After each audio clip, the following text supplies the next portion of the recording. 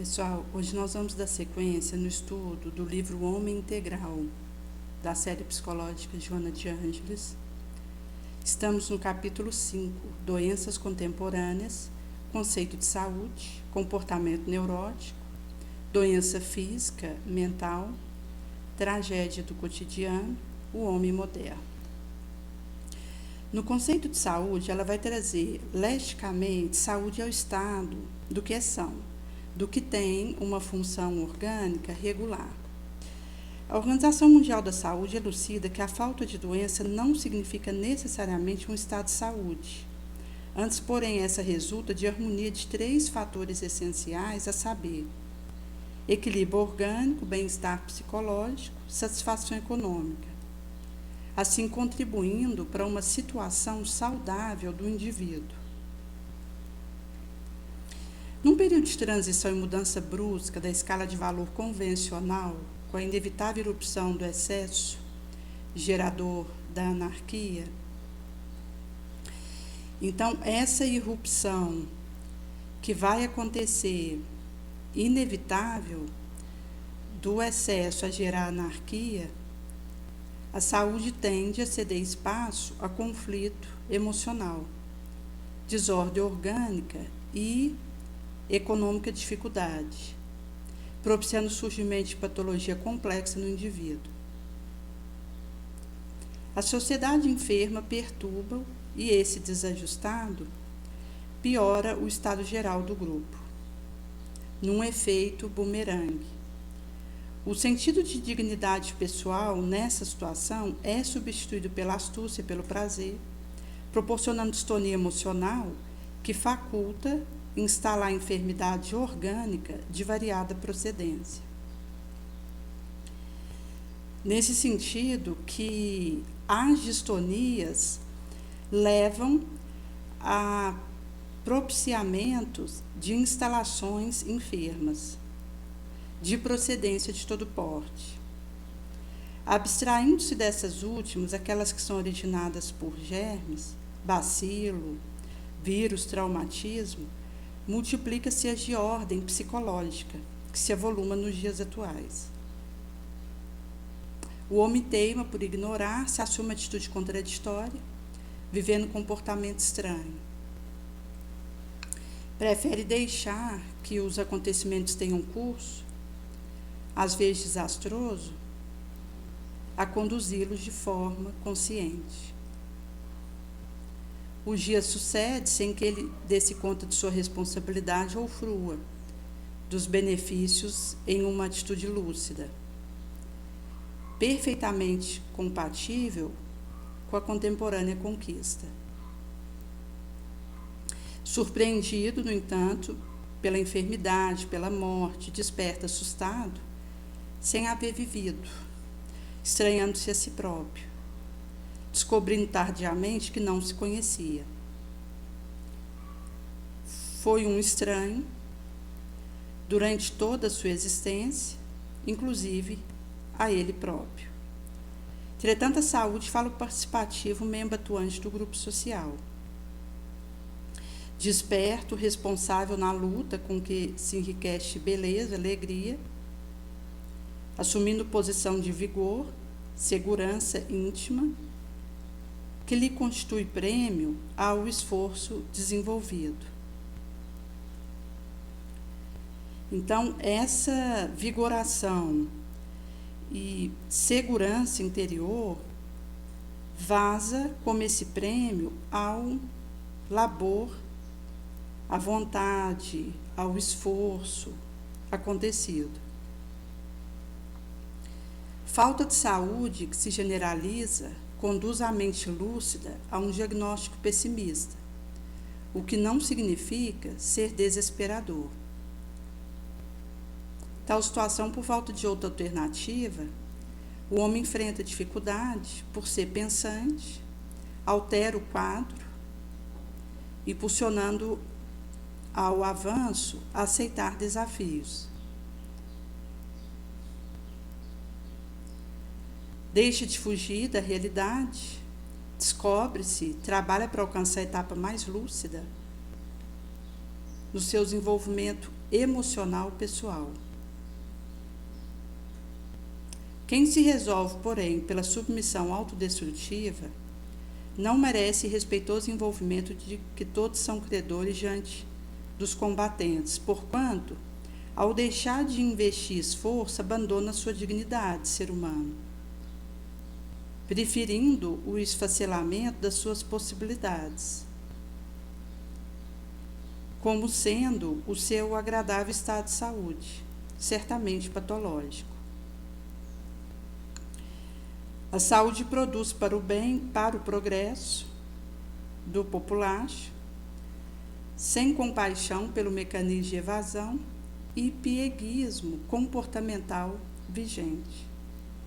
Então, a saúde, ela produzirá para o bem, para o progresso populástico, sem se compadecer do mecanismo de evasão e pieguista comportamental vigente, ligado a um sentimentalismo exagerado, a um vitimismo, a fuga do enfrentamento, bom labor. Realizadora, propele a vida para sua cumeada e vitória, sem parar na baixada desanimadora. Comportamento neurótico. Produto do inconsciente profundo a se manifestar como comportamento neurótico, o fator psicogênico tem sua raiz na conduta do próprio paciente em reencarnação pregressa, na qual se desarmonizou interiormente. Fosse mediante conflito de consciência ou resultado de ação ignóbil, o mecanismo propiciador da reabilitação íntima imprime no inconsciente atual matriz que se exterioriza, como dissociação e fragmentação de personalidade, alucinação, neurose, psicose.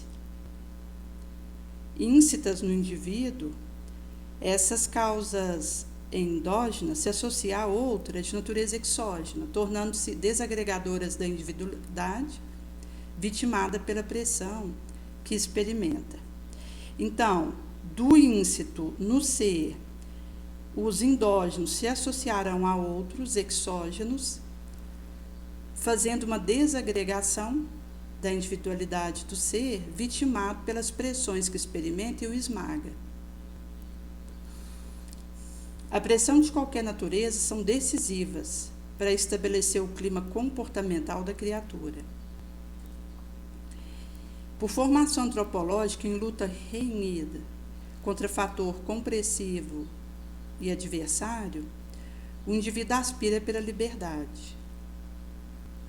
Todos os seus esforços convergem para uma atitude, uma atuação, um movimento livre de empeço, de aprisionamento e detenção. A pressão que lhe limita o espaço emocional, físico, aturde-no, dando margem de evasão, agressividade, disfarce, violência, via do qual tenta escamotear o seu estado real. Isso quando não tombe na depressão, no pessimismo. Por viver sob estímulo, faculta-o à sociedade, que progride e age cônsono nas energias que os constituem. Quando esses estímulos são emuladores de felicidade, eis o indivíduo atuante, encorajado, trabalhando pelo progresso próprio e geral, mediante um comportamento otimista. No sentido oposto, quase nunca se motiva a reação para ascender ao sentimento ideal que promova a vida, libertando-se de constrição naturalmente transitória.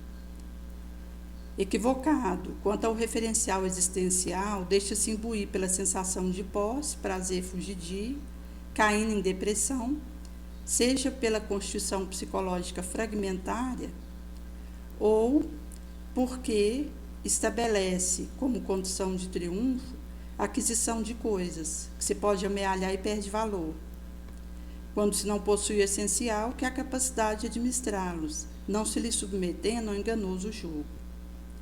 Assim apresenta-se os que se creem felizes, porque não têm, e os que se fazem desditosos, porque tendo, não se contenta em face da ausência da interior plenitude.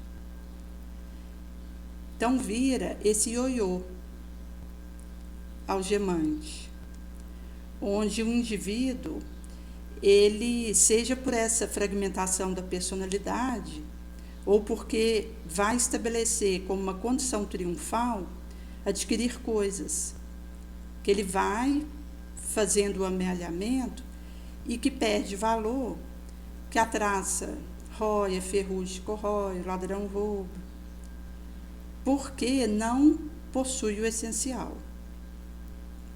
Isso leva, arroja o indivíduo a ser enganado por esse jogo. O mito da ambição do rei Midas, que tudo quanto tocava se convertia em ouro, causa da sua infelicidade e desgraça, tem atualidade no comportamento neurótico dos possuidores possuídos. A experiência, no entanto, fazendo a pessoa aprofundar-se na consciência do valor, altera-lhe o campo de compreensão, favorece o entesouramento do equilíbrio. Todavia, tal ocorrência é resultado da luta, que deve ser travada sem cessar. Então, existe um esforço, um sangue, que o indivíduo precisa verter para conseguir, nesse travamento sem cessar, alterar o campo de compreensão, aprofundar na consciência de valor, que leva-o a entesourar a harmonia, equilíbrio, paz. A saúde psicológica, assim, decorre da autoconsciência, libertação íntima e visão correta que se deve manter a respeito da vida, da sua necessidade ética, humana, emocional. O comportamento neurótico, assustador, predominante no populacho consumista, procura esconder o desajuste, a fobia do homem contemporâneo, que se afunda em mecanismo patológico. Nesse sentido que a neurose comportamental, que assusta e predomina entre os terrícolas consumistas, esconde desajuste e fobias do indivíduo contemporâneo, a se afundar em mecanismos patológicos de todo porte. Receando ser ele próprio, torna-se pessoa espelho, a refletir conveniência dos outros, ou homem parede, a reagir contra toda vibração que lhe seja dirigida antes de as examinar. E aí, aqui, uma mosca vira um elefante. Agredir antes, evitando ser agredido, é a filosofia dos fracos, fechando-se no círculo apertado de receio e de não aceitação dos outros, forma neurótica de ocultar a não aceitação de si próprio. Então, o indivíduo, ele avança para agredir antes, evitando ser agredido, mostrando a sua fraqueza moral, onde se fecha no círculo apertado de um receio, de uma não aceitação de outrem, maneira neurótica de ocultar a falta de aceitação de si mesmo. Raros aqueles que preferem ser homens pontes, colocados entre extremos para ajudar, facilitar o trânsito, socorrer os existenciais abismos. O espírito de competição neurotizante, vigente, estabelecido como fomentador de riqueza, deve ceder lugar ao de cooperação, responsável pela solidariedade, pela paz, humanizando o popular, se tornando a pessoa bem identificada. Então, ela vai trazer desse espírito competitivo neurotizante, que vise a estabelecer fomentação de riqueza, precisando dar lugar à cooperação, que fará fluir solidariedade, paz, humanizando a sociedade, tornando o indivíduo bem identificado. Competindo é negativo desde que se tenha por meta progredir, não vencer outrem, porém superar-se a si mesmo cada vez mais, desenvolvendo capacidade latente e nova na individualidade, que é uma competição comigo mesmo, porque a única vitória é que o indivíduo realiza consigo mesmo, sobre a sua sombra, no autodomínio. Nesse sentido, que nós estamos num processo constante de desenvolver capacidades latentes novas da nossa individualidade, no nosso processo. Todavia, competir para derrubar quem está à frente, em cima, é atitude neurótica, inconformista, invejosa, que abre brecha àquele que vem atrás e repetirá a façanha em relação ao vencedor atual aparente. Tal atitude responde pela insegurança que domina em toda a área do relacionamento social, mostrando que vai ser exarado nesse inconformismo, inveja e neurose um indivíduo que entra nessa faina competitiva para derrubar quem está de um lado, quem está do outro, quem está em cima, e vai mostrar que está abrindo brecha para o que vem atrás dele e repetirá a façanha em relação a ele, quando tiver a aparente vitória. Essa atitude responde por uma insegurança dominante em todas as áreas do relacionamento populático. Da mesma forma, deixar-se viver sem aventurar-se, no sentido bom do termo, como se transitasse um sonho, cujos acontecimentos inevitáveis se dão sem qualquer ingerência da pessoa, é uma atitude patológica e irracional, em se considerando a capacidade de discernir e de realizar, que caracteriza a criatura humana. O homem em ação de equilíbrio gera fator do próprio desenvolvimento, abandona conformismo neurótico, a fim de comandar o destino, sempre maleável, a nova injunção e motivadora. O ser humano tem sua matriz em a natureza, com a qual deve manter um relacionamento saudável, em vez de evitá-la. Então, a nossa matriz está na nossa natureza, com a qual faremos a intercambiação saudável nesse relacionamento de acolher, de olhar para nós mesmos, ao invés de evitá-la, fazendo o desenvolvimento de latências em nós, positivas. Sendo parte integrante dela, não se deve alienar, antes buscar-lhe cooperação e auxiliá-la no intercâmbio de energia vigorosa, como que sairá da gaiola particular onde se oculta e a cautela. Por isso que ela vai trazer a não alienação, mas antes buscar o auxílio e a cooperação nesse intercâmbio de energia vigorosa, saindo da gaiola particular onde nos acautelemos e ocultemos. Inclusive porque o indivíduo que se nega a participar e de contribuir, ele fica na inutilidade. Por outro lado, quando o indivíduo ele coloca suas latências, as suas possibilidades para desenvolver, o meio em que ele está será beneficiado. Há a personalidade neurótica que a teme, receosa de ser absorvida pela sua grandiosidade e dando as suas expressões, montanha, mar, céu, floresta, determinados tipos de projeções humanas, poderosas, devoradoras. Assim anulam-na, matando-a no seu consciente via negação da sua necessidade. Porque o primeiro a ser beneficiado por esse movimento é o próprio indivíduo, e o mais ajudado. O comportamento neurótico é desgastante, extrapola o limite da resistência orgânica, que passa a somatizá-lo, abrindo campo para várias enfermidades que poderiam ser evitadas. Doenças físicas e mentais. A expressiva soma de enfermidade física e mental atesta que o homem é um ser inacabado. Sua estrutura orgânica aprimorada nos milênios de evolução antropológica ainda padece fragilidade dos elementos que a constituem. Vulnerável a modificações degenerativas,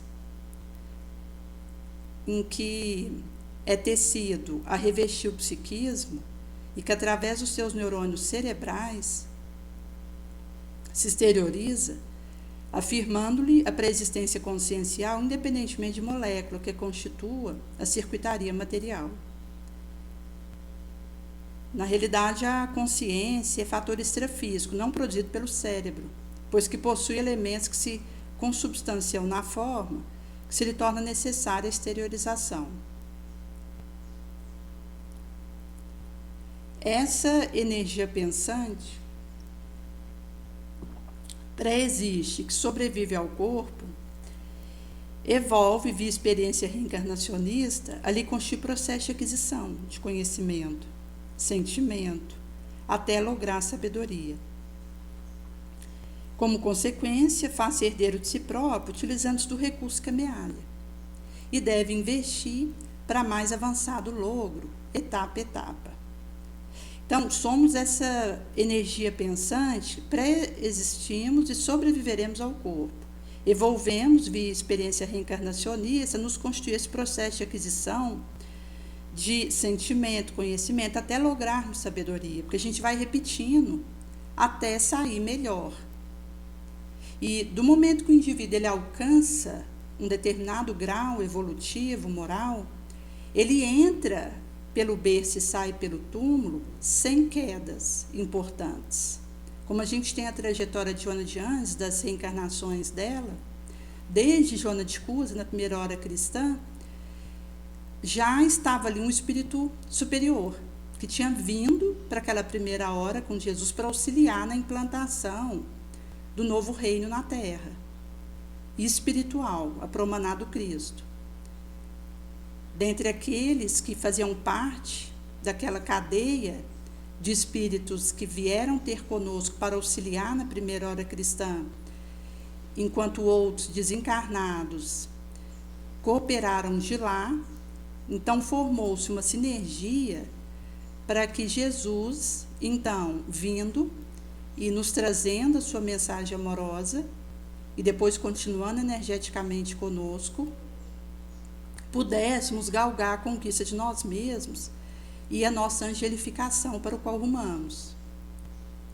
É nesse sentido que Joana de Cusa, naquele primeiro momento, ela já demonstrava uma superioridade moral, inclusive na maneira como ela questionava o fato do marido, intendente de Herodes, e que tinha um apego à riqueza, ao prestígio, ao fastídio que ele participava na época, e ela, cristã, acompanhando Jesus e os discípulos e os auxiliando com os bens que possuía, porque ela vivia num ambiente que tinha recursos. Então, desde o início do encontro com Jesus, ela disponibilizou o que tinha para auxiliar materialmente. Ela acolheu a orientação de Jesus para olhar para esse marido como um filho necessitado, que precisaria acolher e ajudar. E quando ele vem a desencarnar, ela vai iniciar trabalhos rudes, de faxineira e correlatos, para criar o filho, e continua seguindo leal a Jesus. Quando, por volta do ano 60, ela é levada para o poste do martírio e começa a ser ateado fogo no filho e nela, que foram encontrados em casa juntos e levados, o filho clamando para que ela abjurasse do Cristo, para que eles pudessem ser libertos, e ela traz à mente Jesus na cruz infamante e Maria, sua mãe, acolhendo conformada os desígnios de Deus, apesar dos sofrimentos cruciantes que ela viveu. E fez o acompanhamento de Jesus em todo momento, nos mostrando um caminho, um testemunho a ser seguido, de irmos para perto de Jesus. E Joana, então, ao trazer essa cena, ela é tomada de uma coragem, de uma força moral, e diz para o filho se calar, porque Jesus, embora puro, não desdenhou a cruz infamante. Então, eles que eram impuros, que eram pecadores, não iriam fazê-lo. E ali, enquanto aquele soldado romano ateava fogo na resina inflamável nela e no filho, ele questiona: foi só isso que seu mestre te ensinou a fazer, a morrer com coragem, intrepidez? E ela diz: não, ele também me ensinou a te amar. Então, naquele momento derradeiro, cruciante para ela, num momento ela sente Jesus pôr na mão no ombro dela e dizendo: Joana, tem ânimo, estou aqui. E depois, passados mais de 1000 anos, ela vai reencarnar como Clara de Assis, que junto com São Francisco, então a reencarnação de João Evangelista, continua uma trajetória de lealdade a Jesus. Depois ela vai ter outra encarnação, uma delas vai ser no México, a última no Brasil, como um programa delineado de um testemunho que não fraquejou. Então mostra que quando o espírito ele atinge uma determinada envergadura moral, ele entra berço e sai túmulo e volta de novo sem cair. Ele consegue sustentar uma nobilitância espiritual, uma elevação, que chega um momento em que ele é expirado para um orbe superior. Nesse sentido que vai ser trago nesse recorte.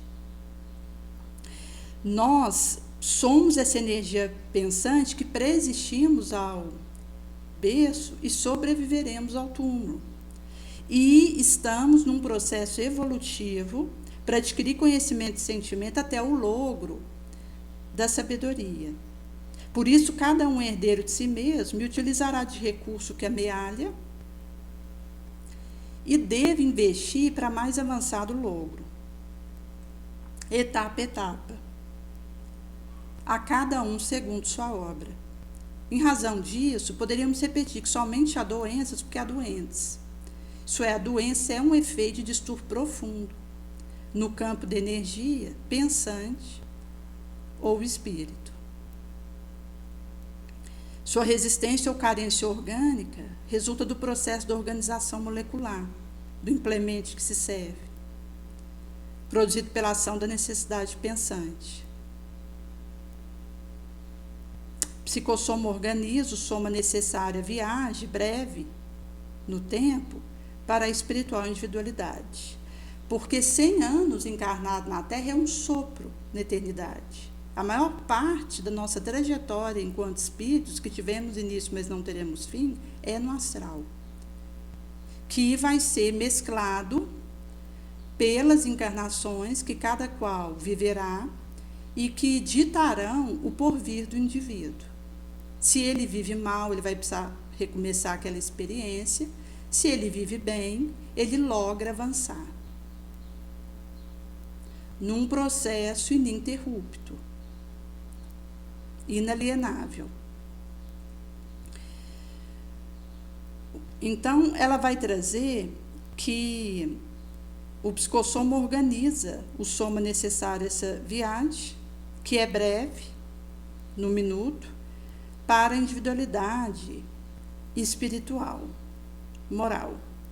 A doença orgânica se instala em decorrência de necessidade kármica que lhe seja inerente. Convoca o ser a reflexão e reformulação moral proporcionadora de reequilíbrio.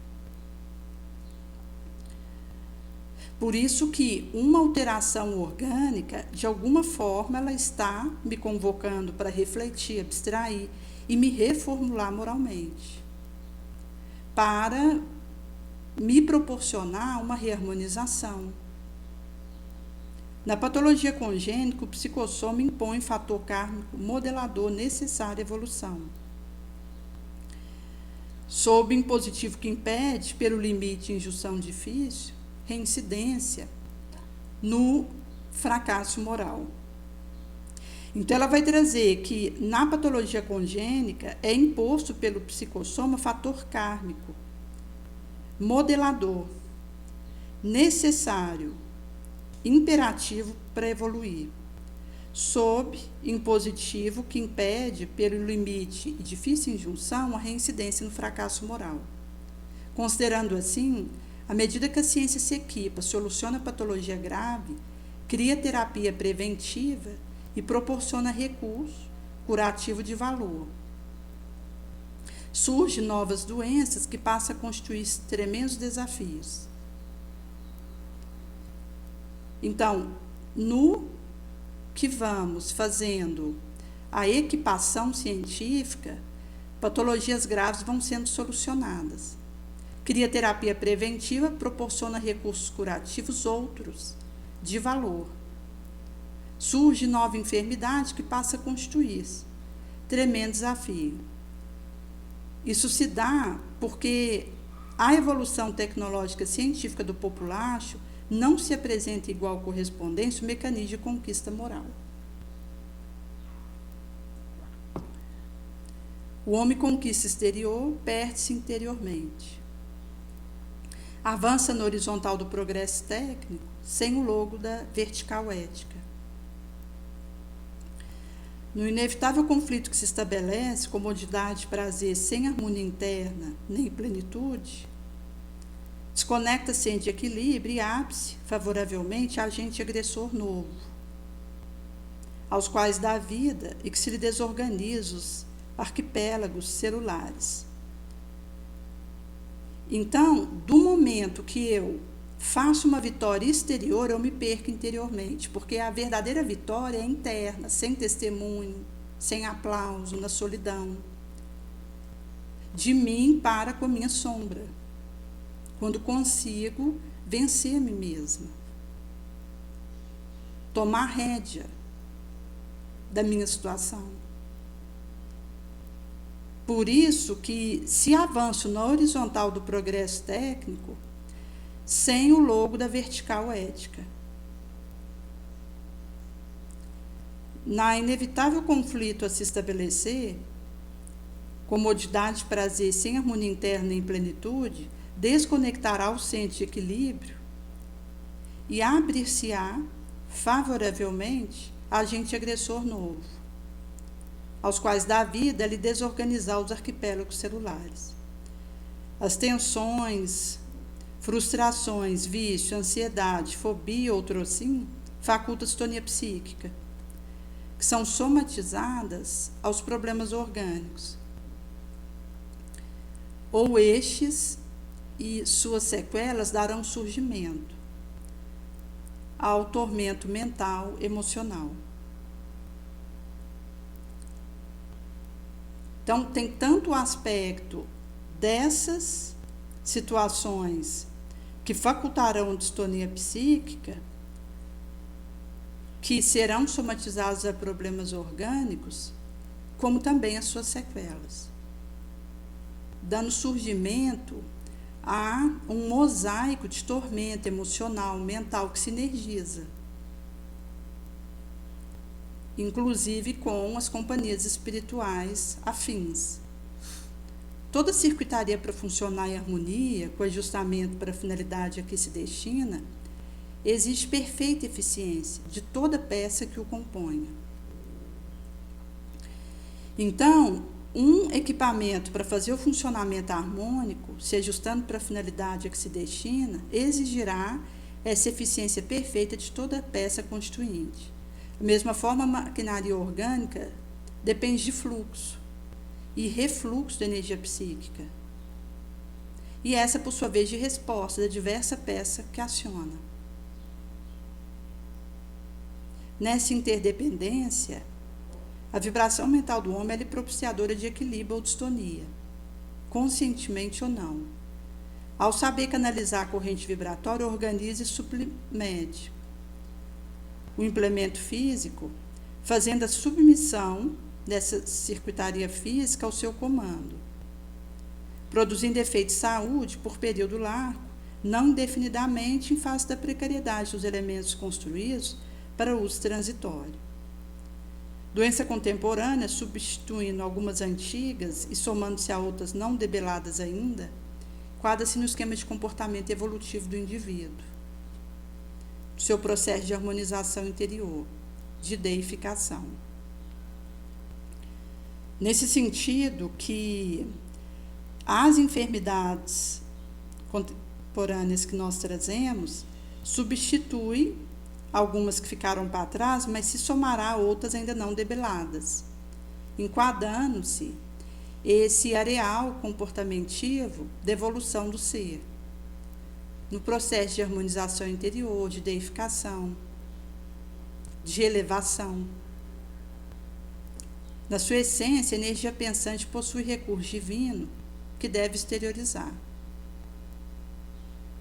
Para tanto, a semelhança de uma semente, somente quando submetida à germinação, faculta eclodir do seu extraordinário elemento, até então adormecido ou morto.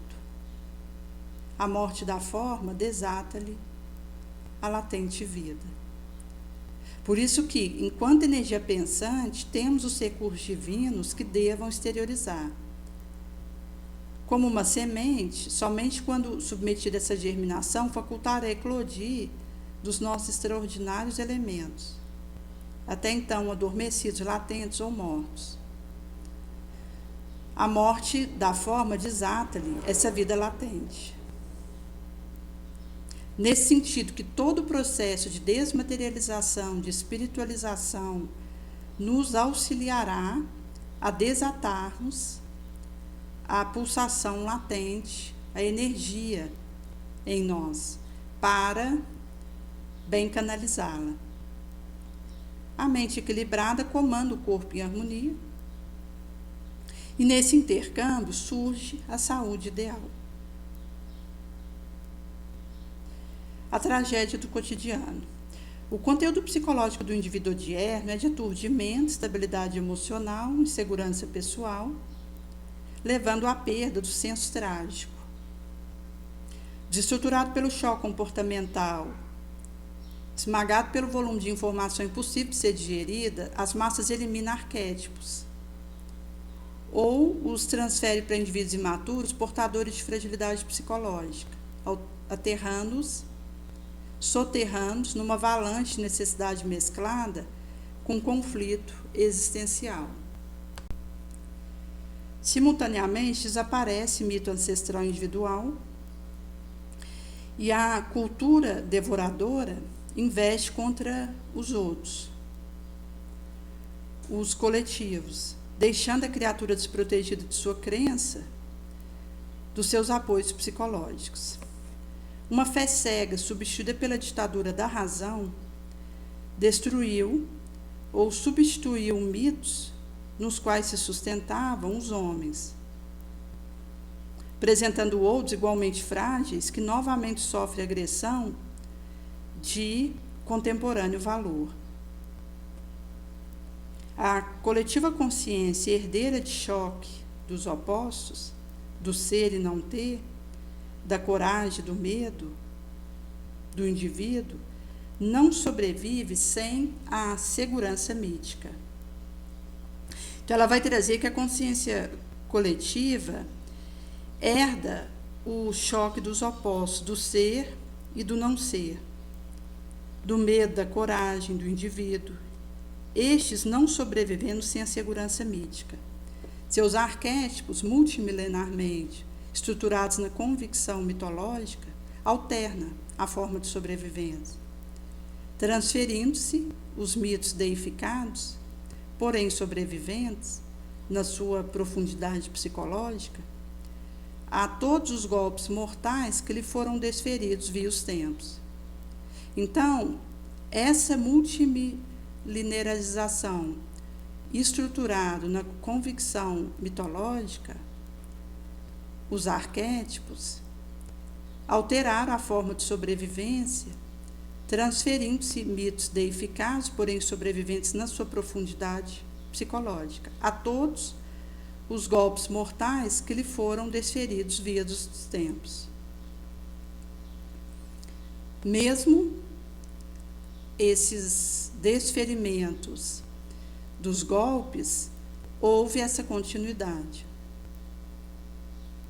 Ressuscitam, não obstante, disfarçado em novo modelo, porém ainda dominador, prometendo glória, castigo, prazer, frustração ao seu apaniguado, conforme o culto que dele se receba.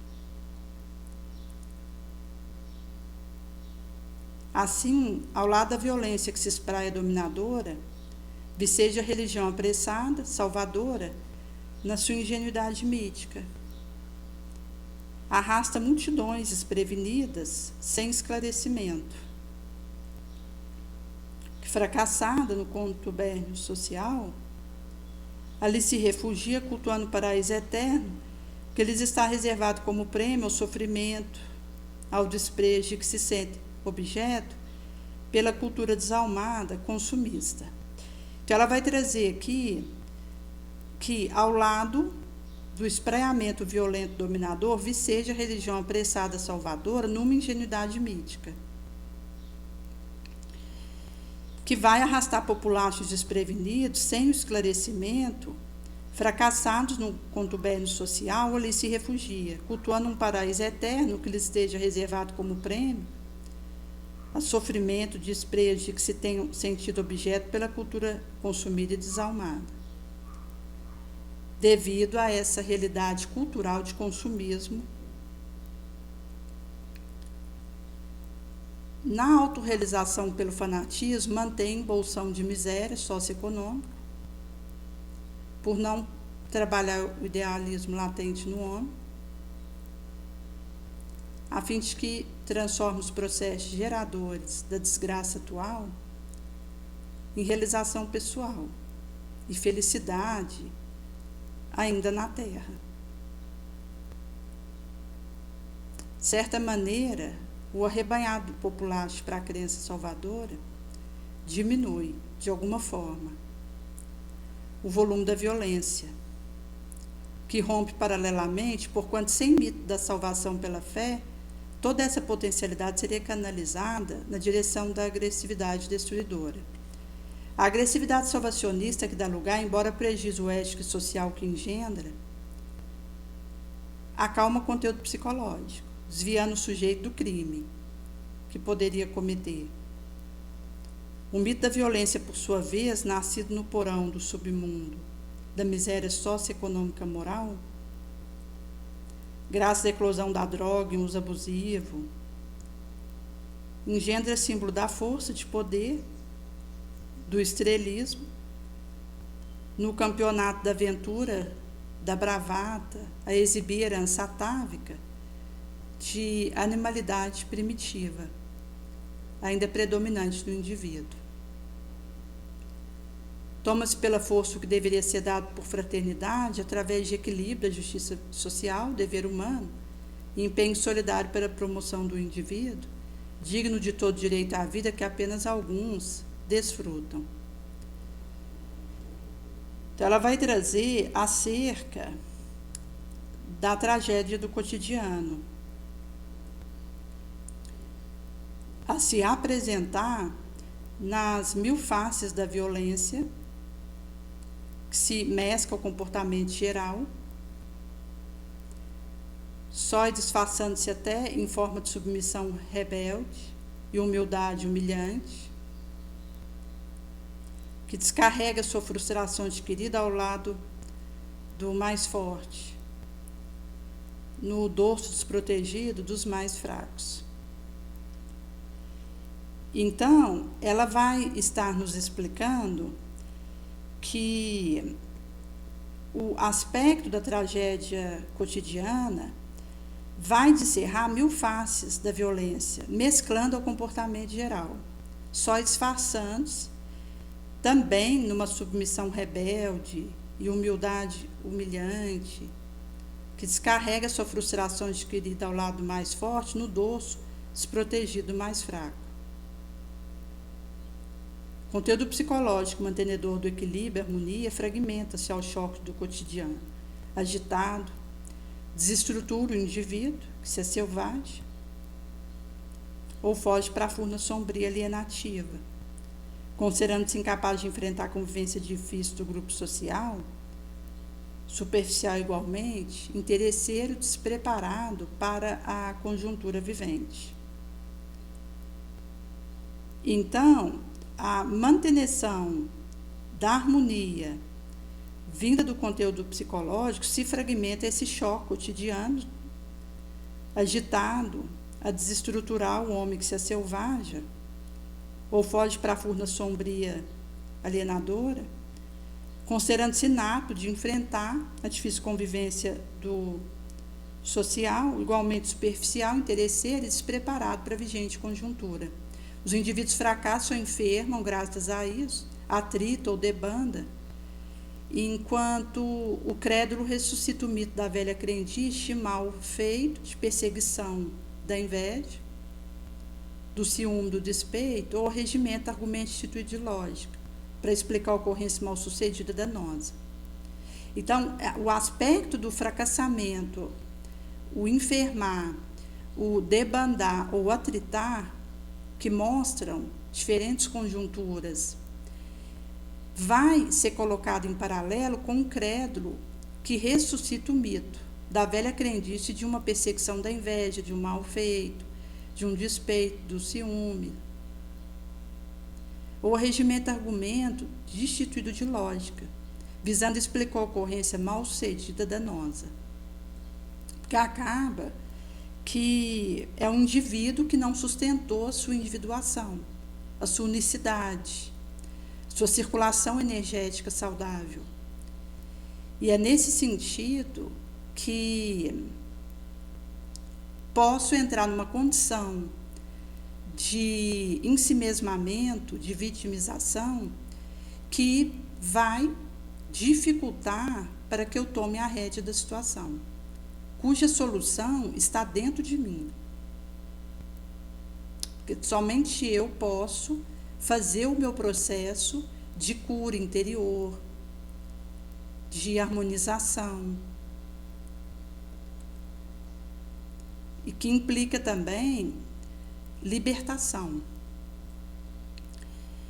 Certamente sucede tais perseguições, busca-se o mal fazer, campeia a paixão inferior, pertinente ao homem, ainda estágio infante da sua evolução, sem que seja mal. Então, tais perseguições sucedem, buscando-se mal fazer, campeia a paixão inferior, pertinentes ao indivíduo no seu estágio infante, sem ser mal. A sua maldade aparente resulta do instinto agressivo ainda não superado, que lhe predomina em a natureza animal, em detrimento da sua natureza espiritual. Toda e qualquer tragédia do cotidiano ressalta a componente psicológica encarregada de desestruturação do indivíduo, nesse processo de individuação, para adquirir uma consciência equilibrada, capaz de proporcionar saúde, paz, realização interior, gerando no grupo populástico o equilíbrio entre contrários e a satisfação real da convivência não competitiva, cooperativa, no entanto.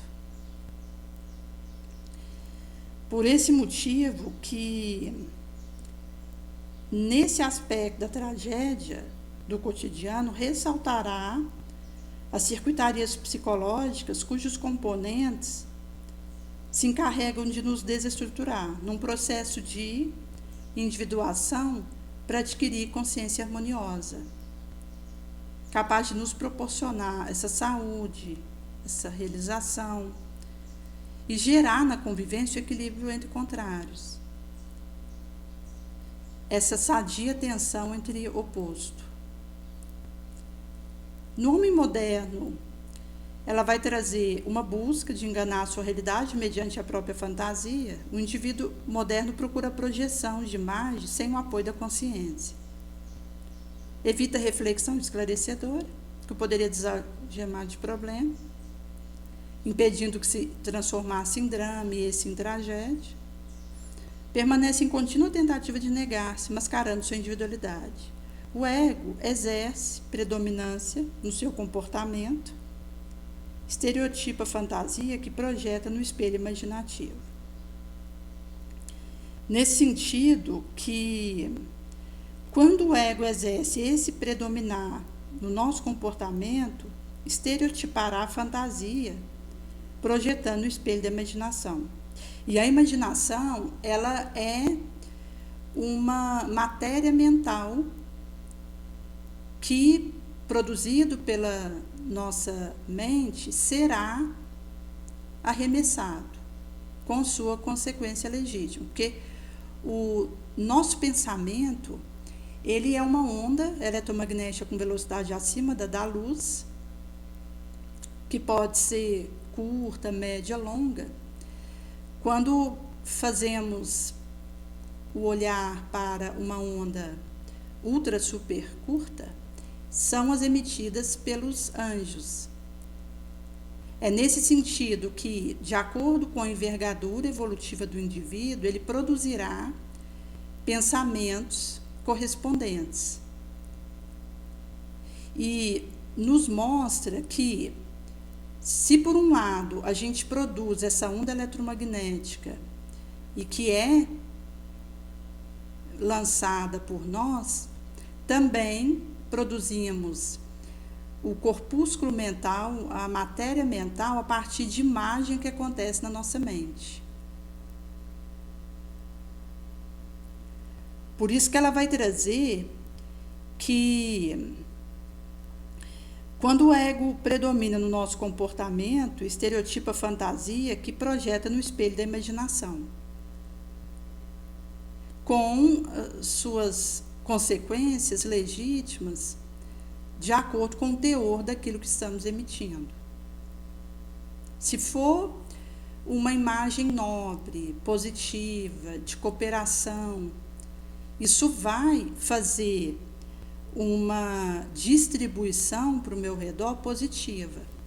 Por outro lado, se for uma imagem de pessimismo, de depressão, de rancor, isso vai distribuir, entregar para o meu entorno negativismo, sombra. Então o indivíduo irrealiza porque foge do enfrentamento com o seu eu, transfere-se aspiração e cuidado a cada novidade que depara pelo caminho. Não dispõe de decisão para desmascarar o ego, por temer petrificar-se de horror, qual se aquele fosse uma nova medusa. E que Perseu, e apenas ele, vencera, somente porque a fez contemplar-se no escudo espelhado que lhe dera Atena. Obviamente, esse espelho representa consciência lúcida, que descobre e separa objetivamente o que é real daquilo que apenas parece. Nesse sentido, o ego, que vive e reincide no conteúdo inconsciente, necessita conscientizar-se, desidentificando-se do seu emergente resíduo. Por isso, ser um movimento dentro do indivíduo, numa alta abordagem. A gente não encontra fora aquilo que precisamos edificar dentro de nós mesmos. O indivíduo vive na área de percepção concreta, ao mesmo tempo da abstrata. Cultura da arte faz com que ele se porte ora como observador, ora como observado, e ainda o observador que se observa, a fim de poder transformar os complexos ou conflitos inconscientes em conhecimento que possa conduzir, senhor da sua realidade, do seu ato, do seu processo. Sua meta é poder sair da agitação na qual se desgoverna para observar-se à distância, evitando sofrimento macerador. A este chamaremos separação necessária entre sujeito e objeto, via do qual se observa o acontecimento sem o sofrer de forma dilacerante. Modifica o estado de ânimo angustiante para uma simples expressão do conhecimento, mediante transferência da realidade que jaz no espírito para o exterior da forma da emoção. Reflexão constitui admirável instrumento para o logro, apoiando-se na cultura, na realização artística, solidária, social, que desvela manancial de sentimento e de consciência humanos. Por isso que esse desvelamento vai acontecendo à medida que aprimoramos nossas reflexões, observação, comparação, julgamento, aptidão, habilidade, perspicácia mental, a vigia e ora. Jogado em um mundo exterior agressivo, no qual predomina a luta pela sobrevivência do corpo e manutenção de status, o homem acumula conteúdo psíquico não descartável, nem digerível, avançando apressado para estresse, neurose e alienação. É nesse sentido que, nesse mundo exterior sombrio e agressivo, a gente vai acumulando conteúdo psíquico não descartável nem digerível. E assim avançamos apressado para neurose, alienação e estresse. Por isso a importância de uma moderação constante, de uma prudente reserva, de uma sábia lentidão, como Kardec nos traz. Caso contrário, a gente vai acumulando valor, coisa que não podemos usar e tememos perder, ampliando o campo do querer. Mas pelo receio de possuir de forma insuficiente, sem darmos conta da necessidade de viver bem conosco mesmo, com a família, os amigos, participando de concessão maravilhosa da vida que nos estão ao alcance. Então, ela vai trazer esse acúmulo de valores e coisas que o indivíduo não pode usar e teme perder, mas ele vai fazer ampliação do campo do querer pelo receio de possuir de forma insuficiente. Então, ao mesmo tempo que ele vai acumulando algo que não pode usar, ele teme usar de forma insuficiente, perder. Então, fortalece um querer doentio, sem dar-se conta da necessidade de viver bem consigo mesmo, com a família, amigos, participando de concessão maravilhosa da vida que lhe estão ao alcance. A mensagem do Mestre é uma instante advertência para essa busca insana, quando ele recomenda que não se ande, pois ansioso, pelo dia de amanhã, porque o dia de amanhã a si mesmo trará seu cuidado. Ao dia basta o seu próprio mal, a cada dia a sua aflição. Por isso Jesus vai nos orientar para sairmos dessa busca insana e não andarmos ansiosos pelo amanhã, porque o dia de amanhã cuidará de si mesmo, trará seu respectivo cuidado. A cada dia basta a sua aflição, o seu mal. Comedir-se, agir com sensatez e tranquilidade, confiar no próprio valor, na insância latente, é regra que vai ficando esquecida, a prejuízo da harmonia pessoal do indivíduo. Então, ela vai trazer a ação sensata, tranquila, comedida, confiando no próprio valor, na possibilidade latente. Por outro lado, o interesse competitivo posto em jogo, a aflição por vencer outrem, sobrepor-se aos demais, desarticula a proposta da vitória do homem sobre si mesmo, da sua realização interior, da sua harmonia perante o problema que enfrenta. Além do comportamento alterado, induzindo ao exterior, deve agora ser revisado, sugerindo conduta para o conhecimento do valor real, redescoberta do sentido ético e existencial, busca da nossa imortalidade. Quando o homem moderno passa a considerar a própria imortalidade, face da experiência fugaz do soma, empreenderá a viagem planificadora de trabalhar pelos projetos duradouros em detrimento de ilusão temporária, observando o porvir e vivendo desde já, empenhado no programa da sua conscientização espiritual. Nele esculpe, então, o modelo de realização em ser integral, instituído do medo, da vida, da morte, da luz e da sombra, do permanente transitório, da aparência e da realidade. Por esse motivo que essa insância de considerarmos a nossa própria mortalidade perante o fugaz do soma empreendemos esse viajar pleno para trabalhar pelo projeto duradouro, em detrimento da fantasia temporária, nessa observação do porvir e da vivência desde já, empenhados em programas de conscientização espiritual, reforma moral, fazendo a esculpição de um modelo realizacional do ser integral, destituído do medo de sombra e da luz, da vida e da morte, do permanente, do transitório, da realidade e aparência. Em sendo assim, a gente tem algumas reflexões que vão ser tragas no livro da série psicológica de Joana de Ângeles e que faz uma fundamentação teórica para coordenador de estudo, onde vão ser colocados uma visão geral do inconsciente, que diz: o eu está para o si mesmo, assim como a parte está para o todo. Jung. A palavra psique ou psique é derivada do grego